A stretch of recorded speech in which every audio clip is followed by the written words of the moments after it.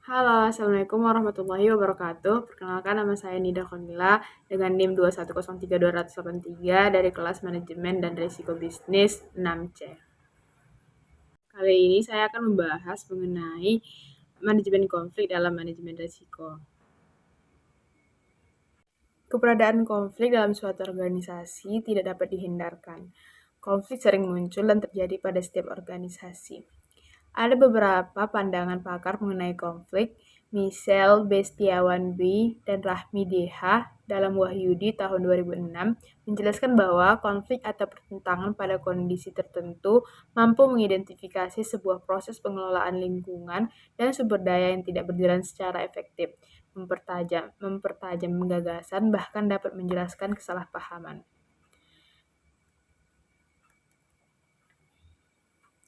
Dalam kehidupan yang dinamis antar individu dan antar komunitas, baik dalam organisasi maupun di masyarakat yang majemuk, konflik selalu terjadi manakala kepentingan saling berbenturan. Manajemen konflik adalah proses membatasi aspek negatif konflik sambil meningkatkan aspek positif konflik. Tujuan manajemen konflik adalah untuk meningkatkan pembelajaran dan hasil kelompok, termasuk efektivitas atau kinerja dalam pengaturan organisasi. Konflik yang dikelola dengan benar dapat meningkatkan hasil kelompok. Kemudian ada orientasi solusi penyelesaian konflik. Yang pertama itu orientasi kalah-kalah adalah jenis konflik yang cenderung berakhir negatif bagi semua pihak yang terlibat. Kemudian yang kedua, orientasi menang kalah yang menghasilkan satu pihak yang menang biasanya dengan mengorbankan pihak lainnya. Yang ketiga itu orientasi menang-menang adalah salah satu konsep yang paling penting untuk resolusi konflik. Metode pemetaan lain, define and measure the problem. Langkah pertama dalam metode ini adalah mendefinisikan dan mengukur masalahnya melalui pertanyaan-pertanyaan yang dapat diajukan seperti apa yang ingin dilakukan untuk mencegah masalah yang berpotensi konflik, atau kapan dan di mana masalah itu terjadi. Kemudian apa arti penting masalah bagi organisasi. Kemudian metode pemetaan lainnya yaitu analis cause and effect relationship. Ketika permasalahannya yang ada sudah berhasil didefinisikan, maka penting untuk mencari tahu akar penyebab masalah dan pahami bagaimana masalah itu saling berhubungan satu sama lainnya. Kumpulkan sampel data yang terkait dengan masalah dan lakukan analisa root cause untuk mengidentifikasi alasannya. Kemudian metode pemetaan lainnya, kenapa masalah itu muncul? Analisis ini akan membentuk dasar untuk menentukan solusi yang mampu mencegah terulangnya kembali masalah yang sama. Kemudian metode lainnya, improve, melakukan tindakan pengecekan kembali terhadap permasalahan yang sudah didefinisikan dan diukur. Kemudian metodenya yang lain yaitu kontrol, melakukan tindakan kontrol dan mencegah potensi permasalahan yang akan terjadi di kemudian hari.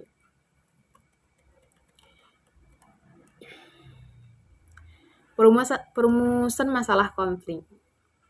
Perumusan masalah harus bermakna pernyataan negatif. Di antaranya yang pertama, rendahnya kepedulian pegawai dikarenakan perbedaan perhatian oleh pimpinan.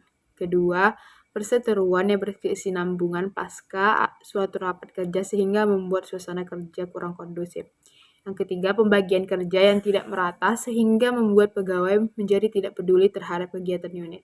Yang keempat, komunikasi yang tidak lancar di unit kerja sehingga menimbulkan kecurigaan dan ketidakpercayaan antar pimpinan dan staf. Yang kelima, ketimpangan distribusi kewenangan antar pejabat pengawas menyebabkan lingkungan kerja tidak kondusif. Skala prioritas konflik. Metode-metode penentuan prioritas berdasarkan yang pertama itu magnitude menunjukkan berapa banyak orang di sekitar organisasi atau unit organisasi yang terkena masalah akibat dari konflik tersebut. Yang kedua, severity adalah besar kerugian yang ditimbulkan. Yang ketiga, vulnerability menunjukkan sejauh mana tersedianya money, material, metode, dan teknologi yang efektif untuk mengatasi konflik. Vulnerability juga bisa dinilai dari tersedianya infrastruktur untuk mengatasi konflik tersebut ketersediaan tenaga ahli dan peralatan. Kemudian yang keempat, community atau public and political concern adalah kepedulian atau dukungan politis dan dukungan publik atau dalam hal ini rekan kerja dan lingkungan unit Anda. Yang kelima itu affordability, menunjukkan ada tidaknya ketersediaan data atau informasi.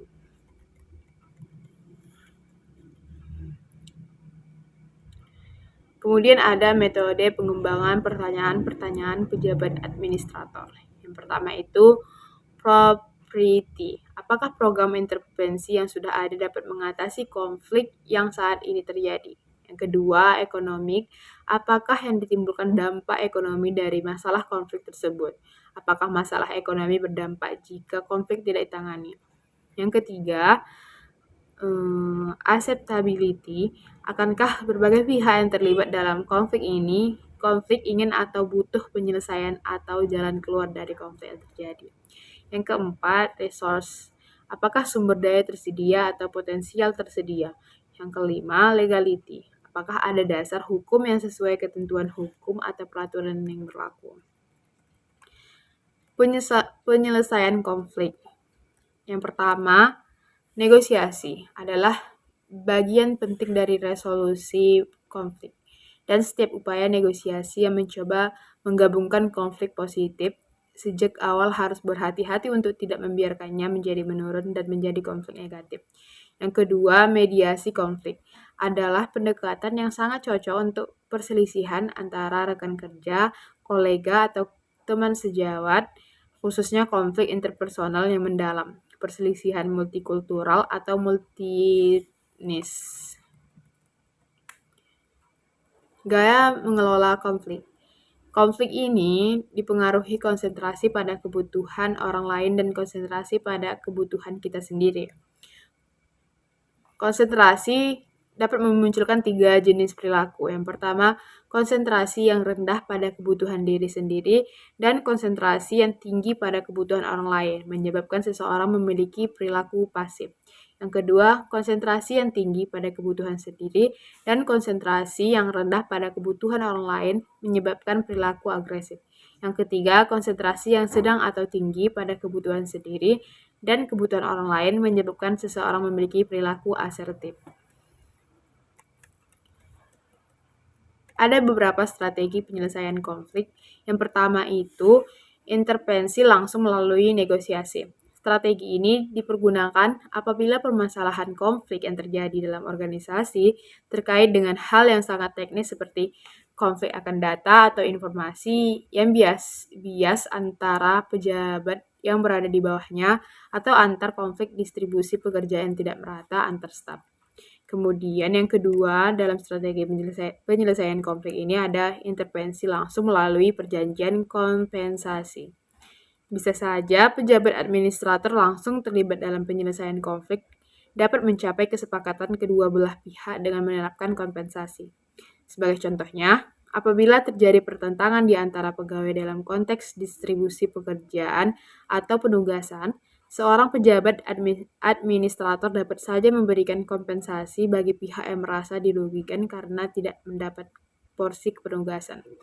Dia dapat melakukannya dengan menambahkan beban tanggung jawab, namun diberi peluang untuk menangani pekerjaan yang sesuai dengan keahliannya. Kemudian strategi penyelesaian konflik yang ketiga yaitu mediasi pihak ketiga. Apabila seseorang pejabat administrator tidak dapat menyelesaikan konflik dengan baik dalam organisasinya, maka cara lain yang dapat ditempuh dalam menyelesaikan konflik adalah dengan mengundang pihak ketiga yang berfungsi sebagai mediator atau arbitrator. Orang yang ditunjuk sebagai mediator harus mempunyai keahlian profesional dalam menyelesaikan konflik. Pihak ketiga itu adalah pihak yang netral, bisa berbentuk konsultasi psikologi atau konsultasi hukum atau bahkan bisa melibatkan pengadilan tata usaha negara sekalipun.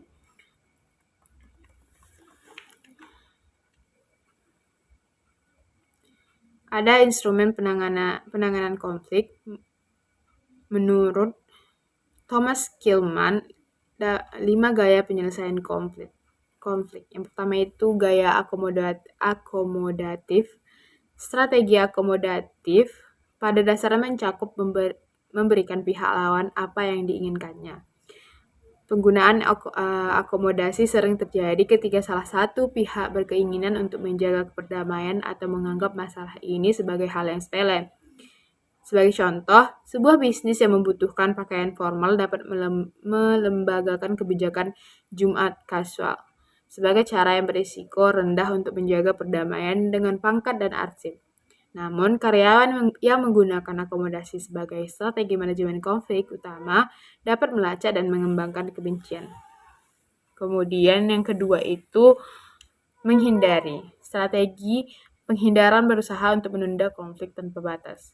Dengan menunda atau mengabaikan konflik, penghindar berharap masalah terselesaikan dengan sendirinya tanpa konfrontasi. Mereka yang secara aktif menghindari konflik sering memiliki harga rendah atau memegang posisi kekuasaan yang rendah.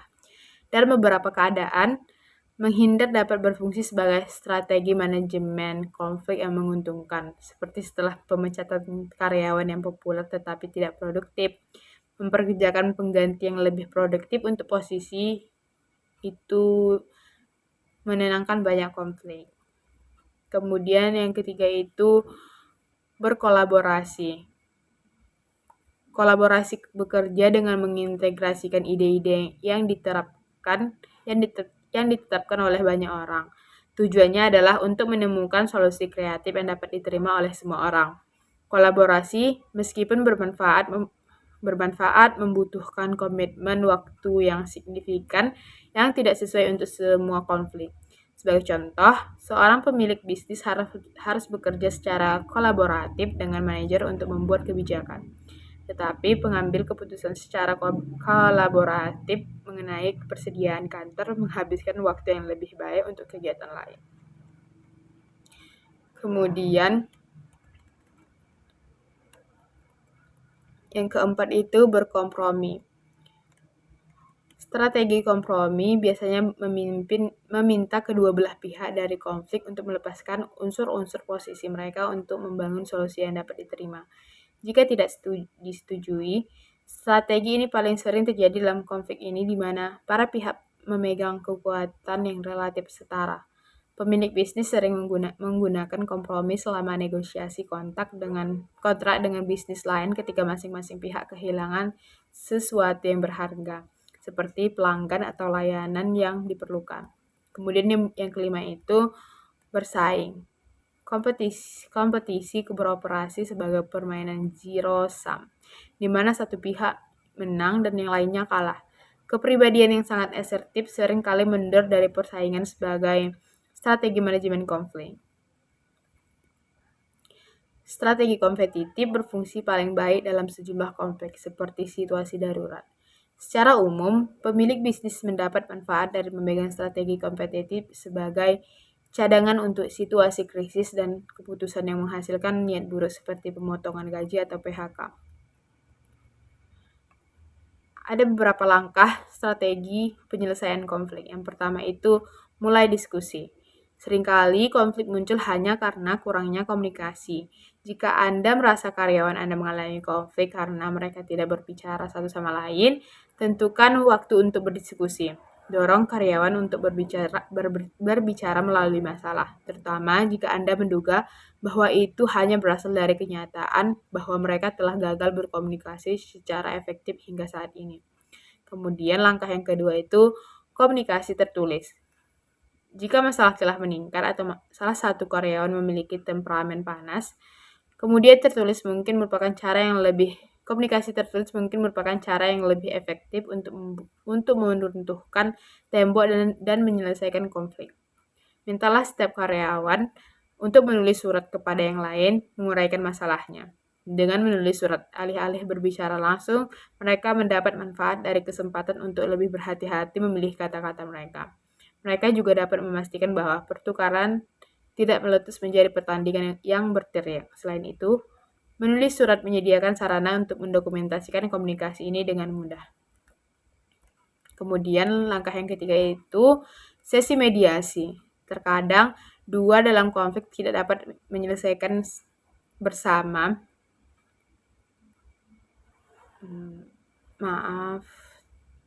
Maksudnya, dua individu dalam konflik tidak dapat menyelesaikannya bersama tanpa bantuan pihak ketiga. Jika konflik pekerja Anda meningkat ke titik di mana intervensi luar diperlukan, buatlah sesi mediasi. Latih anggota staf dalam seni mediasi. Izinkan staf ini untuk duduk bersama orang-orang yang bertikai dan membantu mereka dalam menyelesaikan masalah mereka dengan cara yang produktif. Kemudian strategi yang keempat itu kerjakan kompromi. Mintalah setiap orang untuk memberikan sedikit dan mengambil sedikit dengan mengatur kompromi di antara keduanya. Mintalah kedua anggota untuk datang ke penawaran Anda dan membicarakan masalahnya dengan mereka.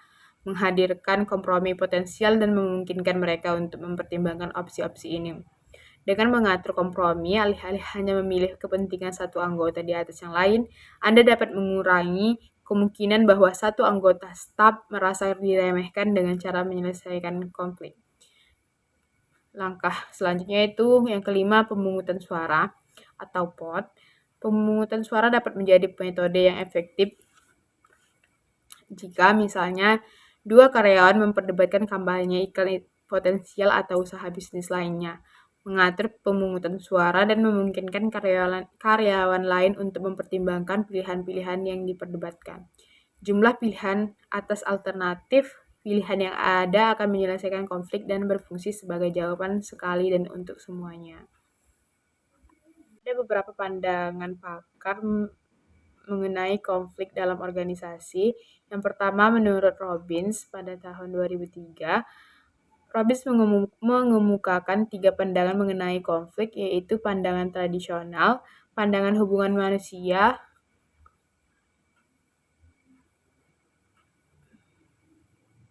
dan pandangan interaksionis. Yang pertama, pandangan tradisional ini menganggap konflik sebagai hasil disfungsional akibat komunikasi yang buruk, kurangnya keterbukaan dan kepercayaan antara orang-orang dan kegagalan para manajer untuk tanggap terhadap kebutuhan dan aspirasi para karyawan.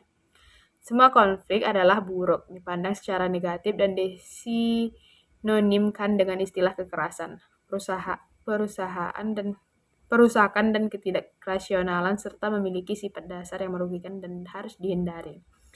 Kemudian yang kedua, pandangan hubungan manusia menyatakan bahwa konflik merupakan peristiwa yang wajar dalam semua kelompok dan organisasi. Karena konflik itu tidak terelakkan. Aliran hubungan manusia menganjurkan penerimaan konflik.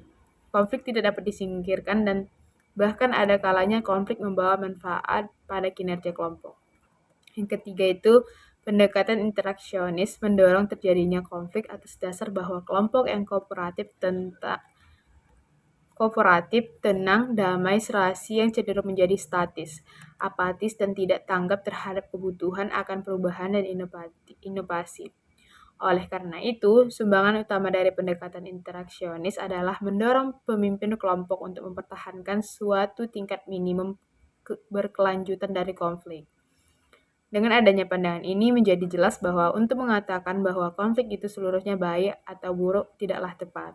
Kemudian, menurut pakar Robbins secara teoristik, Robbins mengemukakan 2 tipe konflik, yaitu konflik fungsional dan konflik disfungsional. Konflik fungsional adalah sebuah konfrontasi di antara kelompok yang menambah keuntungan kinerja organisasi. Konflik disfungsional adalah setiap konfrontasi atau interaksi di antara kelompok yang merugikan organisasi atau menghalangi pencapaian tujuan organisasi.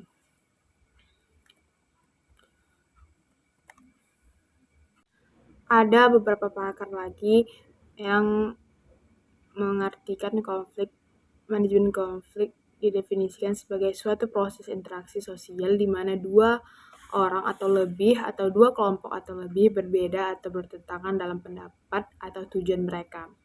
Itu menurut Cummings PW dalam Wahyu di tahun 2006.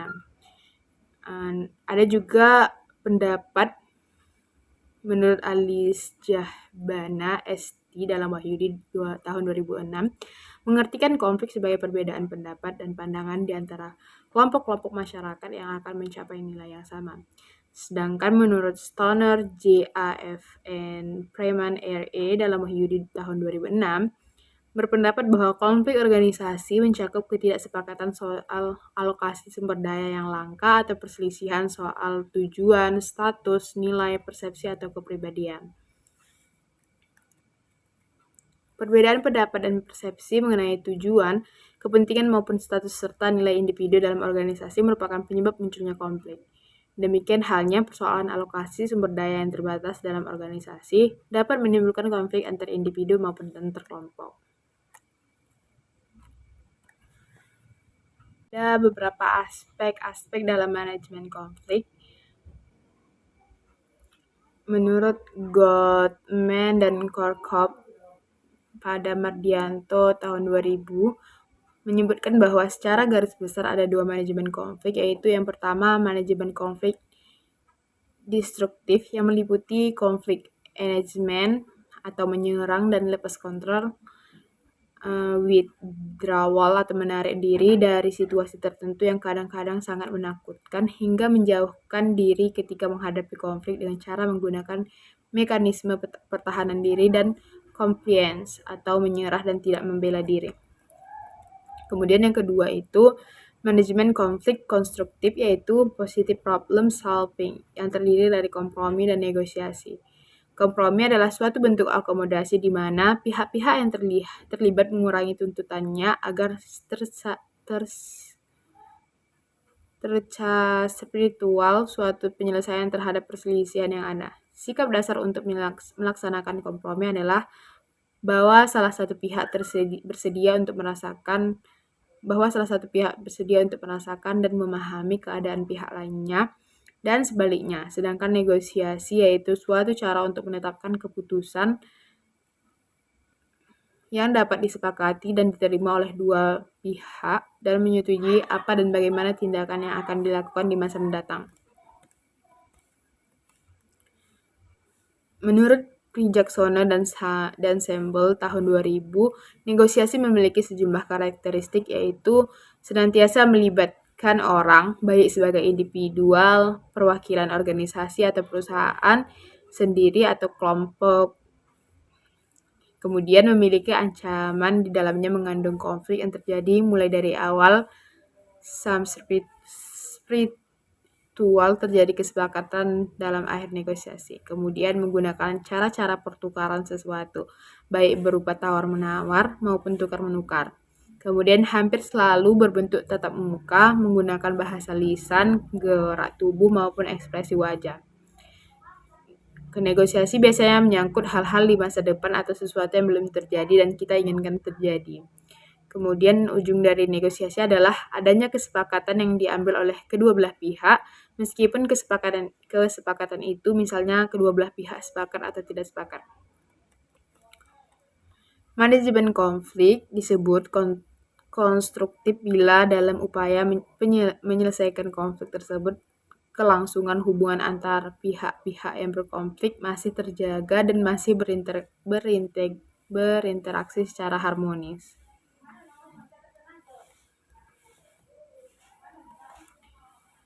Johnson dan Johnson pada Parinda tahun 1996 mengatakan bahwa ketika individu terlibat konflik, maka untuk menghadapinya seringkali digunakan religiositas dasar manajemen konflik, yaitu withdrawing atau menghindari, forcing atau memaksa, smoothing atau melunak, compromising atau kompromi, dan confronting atau konfrontasi.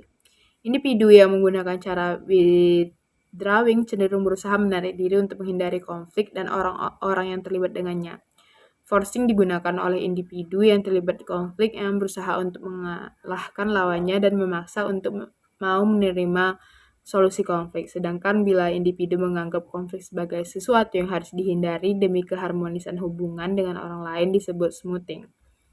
Bila ada upaya mengorbankan sebagian tujuannya dan membujuk orang lain untuk mau mengorbankan sebagian tujuannya juga, maka cara penyelesaian konflik tersebut disebut compromising.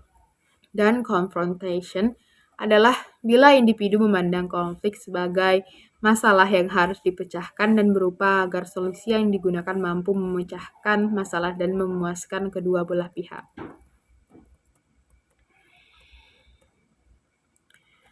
Namun, ada pakar Rubin yang menyatakan bahwa manajemen konflik yang biasa digunakan seseorang adalah domination atau dominasi, capitulation atau menyerah, inaction atau tidak bertindak, withdraw atau menarik diri, negosiasi dan third party intervention, intervensi pihak ketiga.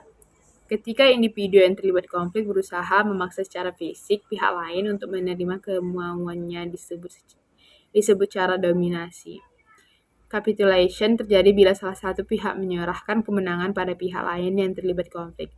Sedangkan bila salah satu pihak yang berkonflik tidak melakukan usaha untuk menyelesaikan konflik tersebut, inaction.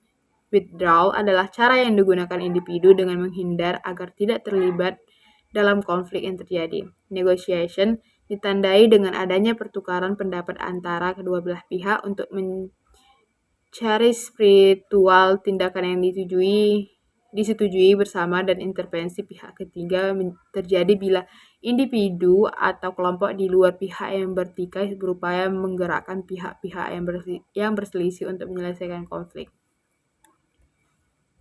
Pada saat ini, pihak ketiga hanya berperan sebagai moderator. Pendapat Dutch yang dikutip oleh Bern dan Led pada Indati tahun 1996 menyatakan beberapa pengelolaan konflik atau bisa disebut manajemen konflik. Yang pertama itu destruktif. Adalah bentuk penanganan konflik dengan menggunakan ancaman, paksaan, atau kekerasan. Adanya usaha ekspansi yang meninggi di atas isu awalnya atau bisa dikatakan individu cenderung menyalahkan. Kemudian yang kedua itu konstruktif. Merupakan bentuk penanganan konflik yang cenderung melakukan negosiasi sehingga terjadi satu tawar-menawar yang menguntungkan serta tetap mempertahankan interaksi sosialnya. Selain itu, dapat pula menggunakan bentuk lain yang disebut reasoning, yaitu sudah dapat berpikir secara logis dalam menyelesaikan masalah. Jadi konflik yang pertama tadi itu konflik destruktif itu dapat menimbulkan kerugian bagi individu atau individu-individu yang terlibat di dalamnya. Konflik seperti ini misalnya terjadi pada dua remaja yang tidak dapat bekerja sama karena terjadi sikap permusuhan antar perorangan. Ada banyak keadaan di mana konflik dapat menyebabkan orang yang mengalaminya mengalami goncangan jiwa. Selain itu juga banyak kerugian yang ditimbulkan karena konflik tersebut. Misalnya, perasaan cemas atau tegang atau biasa disebut stres yang tidak perlu atau yang mencekam, kemudian komunikasi yang menyusut, dan kemudian ada persaingan yang semakin meningkat. Kemudian dalam konflik konstruktif, ini berkebalikan dengan konflik destruktif karena konflik konstruktif ini justru menyebabkan timbulnya keuntungan dan bukan kerugian-kerugian bagi individu atau organisasi yang terlibat di dalamnya.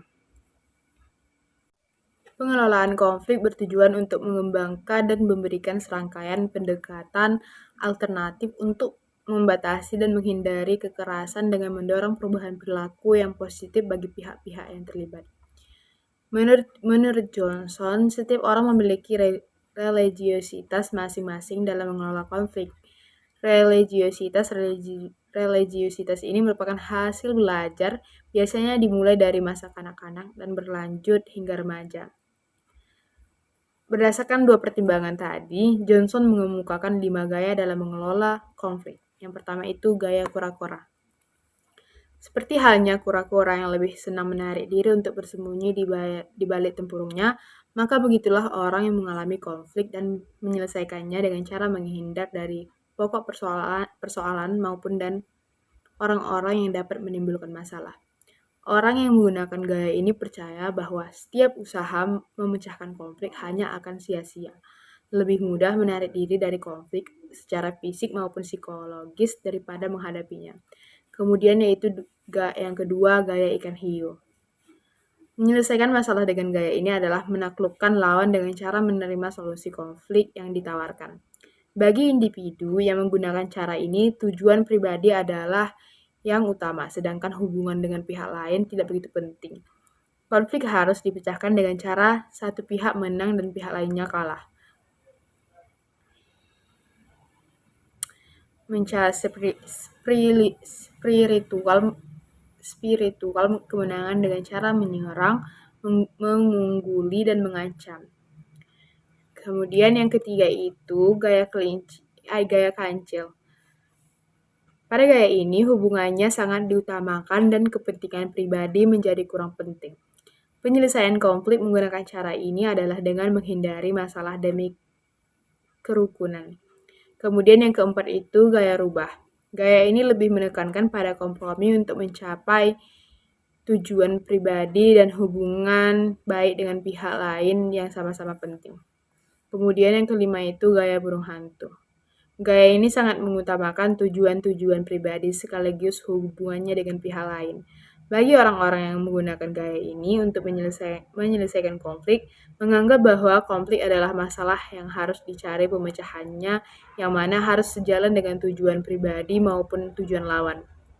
Gaya ini menunjukkan bahwa konflik bermanfaat meningkatkan hubungan dengan cara mengurangi ketegangan yang terjadi antar dua pihak yang bertikai. Prijo Saksono dan Schembel pada tahun 2003 mengemukakan berbagai alternatif penyelesaian konflik dipandang dari sudut menang kalah masing-masing pihak. Ada 4 kuadran manajemen konflik. Yang pertama itu kuadran menang-menang atau kolaborasi. Kuadran pertama ini disebut dengan gaya manajemen konflik kolaborasi atau bekerja sama. Tujuannya adalah mengatasi konflik dengan menciptakan penyelesaian melalui konsensus atau kesepakatan bersama yang mengikat semua pihak yang bertikai. Proses ini biasanya yang paling lama memakan waktu karena harus dapat mengakomodasi kedua kepentingan yang biasanya berada di kedua ujung ekstrim satu sama lainnya. Proses ini memerlukan komitmen yang besar dari kedua pihak untuk menyelesaikannya dan dapat menumbuhkan hubungan jangka panjang yang kokoh. Secara sederhana, proses ini dapat dijelaskan bahwa masing-masing pihak memahami dengan sepenuhnya keinginan atau tuntutan pihak lainnya dan berusaha dengan penuh komitmen untuk mencari titik temu kedua kepentingan tersebut. Kemudian yang kedua, kuadran menang kalah atau persaingan. Kuadran ini memastikan bahwa ada pihak yang memenangkan konflik dan pihak lainnya kalah. Biasanya menggunakan kekuasaan atau pengaruh untuk mencapai kemenangan. Biasanya pihak kalah akan lebih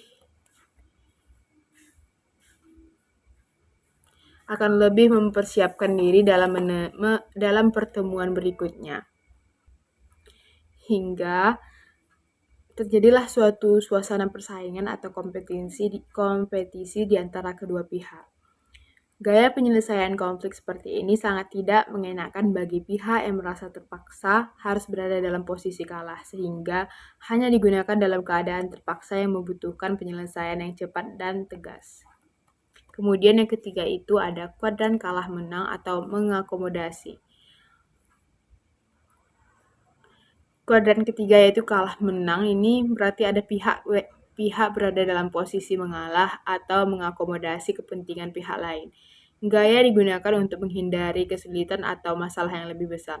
Gaya ini juga merupakan upaya untuk mengurangi tingkat ketegangan akibat dari konflik tersebut atau menciptakan perdamaian yang kita inginkan. Mengalah dalam hal ini bukan berarti kalah, tetapi kita menciptakan suasana untuk memungkinkan penyelesaian terhadap konflik yang timbul antara kedua pihak. Kemudian yang keempat itu kuadran kalah-kalah atau menghindari konflik. Kuadran ini menjelaskan cara mengatasi konflik dengan menghindari konflik dan mengabaikan masalah yang timbul. Bisa berarti bahwa kedua belah pihak tidak sepakat untuk menyelesaikan konflik atau menemukan kesepakatan untuk mengatasi konflik tersebut. Cara ini sebenarnya hanya bisa dilakukan untuk potensi konflik yang ringan dan tidak terlalu penting. Klasifikasi manajemen konflik yang telah dikemukakan berdekatan maknanya satu sama lain, hanya saja masing-masing ahli mempunyai perspektif, pendekatan, dan istilah yang berbeda.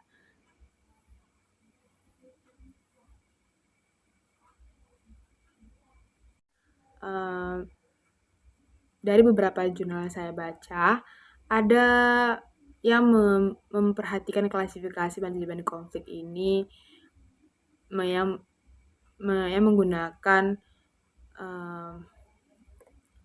pendapat dari pakar Goldman dan Korkop pada Mardianto tahun 2000 dengan pertimbangan bahwa klasifikasi dari kedua ahli tersebut mewakili berbagai macam manajemen konflik yang ada dan sesuai dengan permasalahan yang diteliti.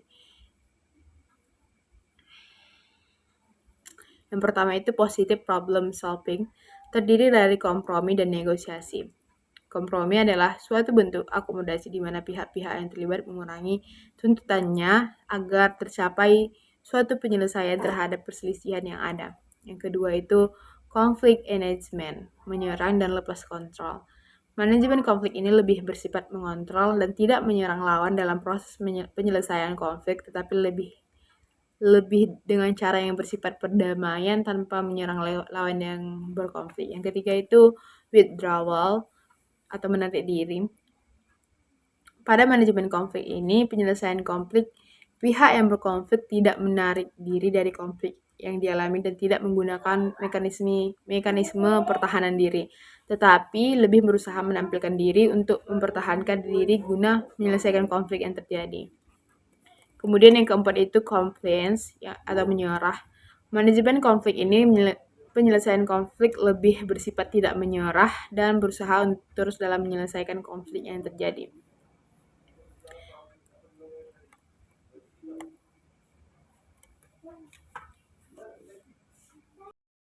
Faktor-faktor yang mempengaruhi manajemen konflik, ada pandangan psikologi, setiap perilaku merupakan interaksi antara kecenderungan di dalam diri individu atau internal dalam kondisi eksternal.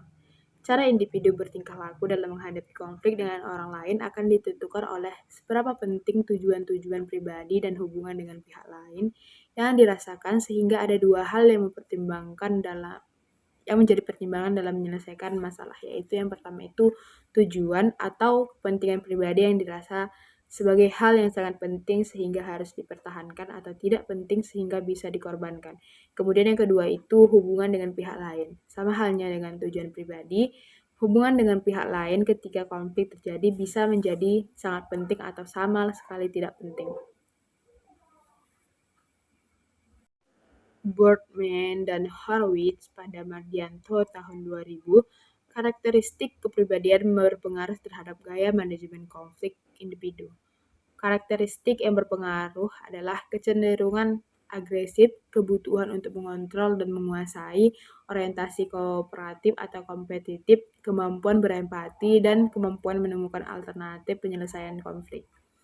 Boardman dan Horowitz juga mengatakan bahwa faktor jenis kelamin dan sikap etnosentrik sangat berpengaruh pada proses penyelesaian dan akhir konflik.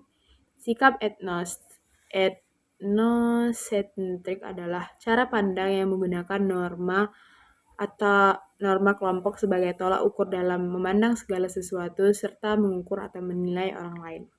Hal ini akan memperkecil kemungkinan terjadi proses pemecahan masalah yang produktif dalam interaksi antar individu dan dalam kelompok yang berbeda. Selain itu, kemampuan manajemen konflik juga banyak didukung oleh karakteristik seperti keterbukaan akan pendapat, hubungan yang hangat, serta kebiasaan untuk tidak memecahkan masalah secara sepihak. Manajemen konflik disebut konstruktif bila dalam upaya menyelesaikan konflik tersebut kelangsungan hubungan antara pihak-pihak yang berkonflik masih terjaga dan masih berinteraksi secara harmonis. Maka faktor-faktor yang mempengaruhi manajemen konflik adalah faktor eksternal yang meliputi pendidikan dalam keluarga, lingkungan rumah dan sekolah, dan solidaritas kelompok, sedangkan faktor internal meliputi ketidakmampuan adaptasi yang menimbulkan tekanan sehingga mudah frustasi konflik batin, tidak peka pada perasaan orang lain, dan emosi yang labil. Konflik yang muncul dalam teamwork yang merupakan akibat adanya perbedaan kepribadian, persepsi, pengalaman, tujuan, motivasi, ataupun kepercayaan tiap anggota organisasi yang saling berinteraksi sosial dalam pekerjaan. Dan tak dapat disangkal lagi jika hingga kini kita masih akrab dengan konflik. Namun kini kita tak perlu lagi merasa takut karena terjadi konflik yang terjadi tidak selamanya membawa akibat buruk sepanjang dapat dikelola dengan baik. Justru dengan adanya konflik akan memancing daya kreasi dan inovasi anggota organisasi baik secara individu maupun secara kolektif. Lacy pada tahun 2003 memperingatkan bahwa pemecahan konflik bukanlah berarti menghilangkan konflik, melainkan menyambutnya dengan baik dalam kehidupan kita, belajar darinya, dan terus bergerak maju. Lebih tepat lagi, kita perlu mengalir bersama konflik. Sebelumnya saya jelaskan, di sini saya akan menjelaskan kembali ada beberapa pendekatan untuk mengelola konflik. Yang pertama itu problem solving. Pendekatan ini disebut juga dengan win-win solution. Dalam model ini, para pelaku bertemu untuk mendiskusikan permasalahan dan isu-isu yang berkaitan dengan konflik. Tujuannya adalah untuk mengintegrasi kebutuhan-kebutuhan dari masing-masing kelompok. Konflik ini dijadikan sebagai masalah bersama dan kedua pihak harus berusaha mencari solusi yang kreatif. Pendekatan ini dapat digunakan jika kedua kelompok bertikai saling memiliki tingkat kepercayaan satu sama lain. Kedua pihak memiliki komitmen yang tinggi untuk menyelesaikan konflik, serta bila investasi dalam organisasi sangat bernilai tinggi. Kemudian yang kedua itu ada superordinate goals. Pengalihan pada tujuan yang lebih tinggi dapat menjadikan metode pengurangan konflik yang efektif dengan cara mengalihkan perhatian pihak-pihak yang terlibat dari tujuan mereka yang berbeda menjadi tujuan bersama pada tingkat yang lebih tinggi. Kemudian yang ketiga itu ada expansion of resource. Apabila konflik muncul karena kelangkaan sumber daya, maka untuk memecahkan masalah diperlukan upaya perluasan sumber daya. Namun sumber daya organisasi yang terbatas tidak mudah juga diperluas. Kemudian yang keempat itu avoidance. Manajer melakukan penghindaran seolah-olah tidak ada konflik. Ini bertujuan untuk mengulur waktu dan menunggu lebih banyak informasi guna mengambil tindakan yang tepat. Kemudian yang kelima itu smoothing. Teknik ini menekankan kepentingan bersama dan tujuan bersama. Tugas manajer untuk berupaya memperkecil perbedaan di antara kedua belah pihak yang bertikai. Menitik beratkan bahwa jika tidak bekerja sama, maka tujuan organisasi akan terhambat dan jangan sampai berpihak kepada satu kelompok. Kemudian yang keenam itu kompromis. Metode ini merupakan pendekatan tradisional di mana dalam menyelesaikan konflik menggunakan pendekatan tidak ada yang menang atau yang kalah, sebab masing-masing kelompok memberi konsensi dan pengorbanan untuk saling memuaskan. Yang ketujuh itu ada authoritative command. Dasar pendekatannya adalah eksekutif mempunyai wewenang untuk memaksa bawahannya menghentikan konflik. Pendekatan ini sering tidak menjawab isu utama. Saat itu konflik teratasi, tapi sewaktu-waktu bisa saja muncul. Kemudian yang kedelapan itu ada intergroup training. Kelompok yang bertikai diminta mengikuti seminar atau lokal karya di luar tempat kerja dengan fasilitator yang mengatur interaksi kedua kelompok itu. Pengalaman yang diperoleh diharapkan memperbaiki sikap dan hubungan. Jenis intervensi ini relatif butuh waktu dan biaya besar, serta perlu fasilitator yang terampil. Dalam hal ini, fasilitator itu tanpa diketahui oleh kedua belah pihak. Kemudian yang kesembilan itu ada third party mediation. Teknik ini menggunakan seorang konsultan sebagai pihak ketiga yang diundang untuk memediasi kelompok yang bertikai, ataupun dengan menggunakan jasa arbiter. Manajemen harus mampu meredam persaingan yang sifatnya berlebihan yang melahirkan konflik yang bersifat disfungsional, yang justru merusak spirit sinergisme organisasi tanpa melupakan continuous re-empowerment. Nah, dalam Dawn M. Baskerville pada tahun 1993 disebutkan ada 6 tipe pengelolaan konflik yang dapat dipilih dalam menangani konflik yang muncul. Yang pertama itu ada avoiding, yaitu gaya seseorang atau organisasi yang cenderung untuk menghindari terjadinya konflik. Hal-hal ini sensitif dan potensial menimbulkan konflik sedapat mungkin dihindari sehingga tidak menimbulkan konflik terbuka. Kemudian yang kedua itu ada accommodating. Gaya ini mengumpulkan dan mengakomodasi pendapat-pendapat dan kepentingan pihak-pihak yang terlibat konflik. Selanjutnya dicari jalan keluarnya dengan tetap mengutamakan kepentingan pihak lain atas dasar masukan-masukan yang diperoleh. Ketiga itu ada compromising, merupakan gaya menyelesaikan konflik dengan cara melakukan negosiasi terhadap pihak-pihak yang berkonflik sehingga kemudian menghasilkan solusi atau jalan tengah atas konflik yang sama-sama memuaskan atau loss-loss solution. Kemudian yang keempat itu ada competing, artinya pihak-pihak yang berkonflik saling bersaing untuk memenangkan konflik dan pada akhirnya harus ada pihak yang dikorbankan kepentingannya demi tercapainya kepentingan pihak lain yang lebih kuat atau yang lebih berkuasa. Ini win-loss solution. Kemudian yang kelima itu collaborating. Dengan cara ini pihak-pihak yang saling bertentangan akan sama-sama memperoleh hasil yang memuaskan. Karena mereka justru bekerja sama secara sinergis dalam menyelesaikan persoalan. Dengan tetap menghargai kepentingan pihak lain. Singkatnya, kepentingan kedua pihak tercapai atau menghasilkan win-win solution. Kemudian yang keenam itu conglomeration atau mixture tip. Cara ini menggunakan kelima style bersama-sama dalam menyelesaikan konflik. Ingat bahwa dalam memilih style yang akan dipakai oleh seseorang atau organisasi di dalam pengelolaan konflik akan sangat bergantung dan dipengaruhi oleh persepsi kepribadian atau karakter, motivasi, kemampuan, ataupun kelompok acuan yang dianut oleh seseorang atau organisasi. Dapat dikatakan bahwa pilihan seseorang atas gaya mengelola konflik merupakan fungsi dari kondisi khusus tertentu dan orientasi dasar seseorang atau perilakunya dalam menghadapi konflik tersebut yang juga berkaitan dengan nilai atau value seseorang tersebut. Pada level subkultur, share values dapat dipergunakan untuk memprediksi pilihan seseorang pada gaya dalam menyelesaikan konflik yang dihadapinya.